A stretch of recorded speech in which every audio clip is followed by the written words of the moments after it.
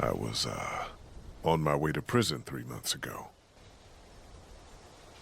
It wasn't for touching kids, was it? Oh, man, come on, man. Saying your choices kinda don't matter in Telltale games is like saying One Piece is kinda long. The major choices usually have consequences for a couple episodes until the game sucks you back into the main timeline. Because adapting the story to the choices you make is too hard, I guess. Lee will always die, Clementine will always survive, etc, etc. Ironically, the season where your ending can actually be different is considered by most to be the worst one. I still love the Walking Dead game series, but it works best if you think about it more as a movie where you can slightly alter some dialogue and see some different scenes, as opposed to this vastly divergent branching pathway game it pretends to be. Most people already know this. So what exactly is this video about? Well, recently I watched a friend play through this series for the first time, which was a really fun trip down memory lane. I had already seen these episodes more times than I could count, but this time I noticed something quite strange. Specifically in season 2 episode 4. At the end of each episode of The Walking Dead, you're given a breakdown of all your choices. Sitting on this screen during this episode made me come to the realization that somehow not a single one of these choices matter past this episode. Normally some of your choices at the very least will matter for the next episode before they're thrown away. But by the end of this episode,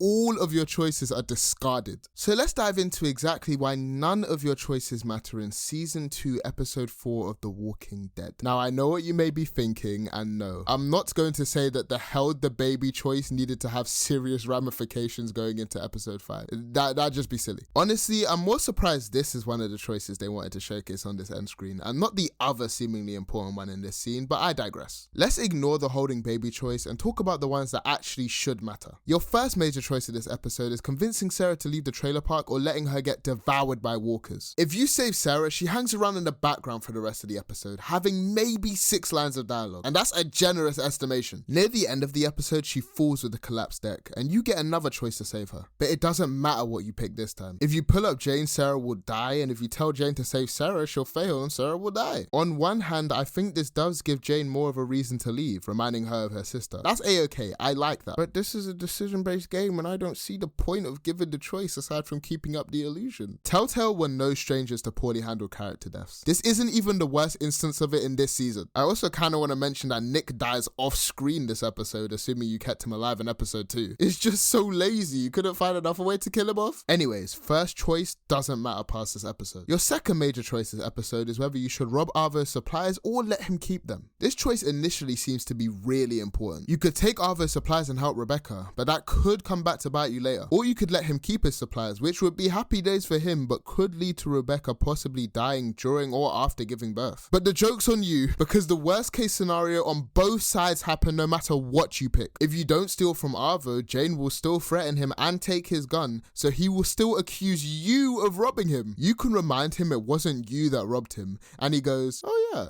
Anyways, it's like in season 1 when the stranger presses you on stealing from his station wagon, which inevitably led to the death of his wife and kids. But if you didn't steal from him, he says, well, your group did. What that got to do with me? It just reeks of can't be asked. Why are people who didn't choose to steal being punished as if they did it anyway? Then we have the other side of the coin. If you did steal from Arvo, Rebecca gets the supplies, but she dies anyway. And just as an extra treat, the game gives you the option to let Rebecca rest for a few days after giving birth. But the outcome is still the exact same. The game doesn't factor in any of these choices whatsoever. Instant retcon. If the player is taking extra steps to make sure Rebecca can live, then just have her die by a gunshot or something. Don't just kill her off by blood loss either way. I mean, it's gonna annoy me regardless, but like, come on, man. Major choice DOS don't matter past this episode. The third major choice was the point where I started to realize this episode was taking the piss. Basically, you can crawl through the window at the museum or you can get Bonnie to do it. But this choice literally affects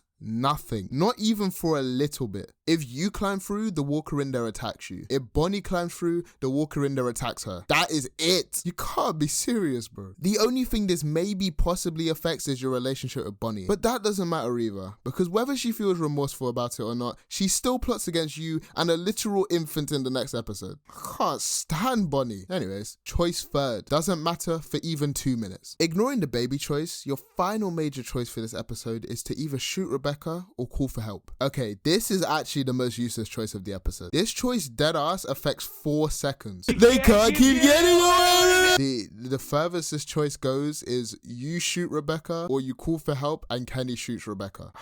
The final choice being the most unimportant in an episode full of unimportant choices is really just a cherry on top. The fourth and final major choice does not matter past this episode. This episode is particularly frustrating because it's really the first of its kind. Before this point, at the very minimum, one major choice will carry over to the next episode. Yeah, they always end up finding a way to put you back onto the main timeline, but at least they tried to keep up the illusion for a little bit. During this episode, my friend kept asking me what would happen if he picked the other choices, and I had to keep saying, and I could just hear the disappointment in his voice building up with each choice. Honestly, this episode stands up a lot better if you just never replay it, which is wild to me, because you'd think a decision-based game would have an insane amount of replay value. The illusion of choice is a very prevalent thing in every season of The Walking Dead, and we've all just kind of accepted it. Even though the choices don't matter much, the story of these games is pretty good most of the time, and it's still fun to discuss where you differed from others and what your thought process was when you picked a certain choice over another. It's kind of bad you have to view these games as movies more than, games, but as an interactive movie, I still think The Walking Dead is overall really good. But this particular episode drags it to a point where you really can't ignore the fact that none of your choices matter in it. So yeah, that was me yapping about the episode where none of your choices matter. So if you have any thoughts on this episode of Walking Dead in general, let's talk about it in the comments. And honestly, while you're here, you should subscribe. Please subscribe, please.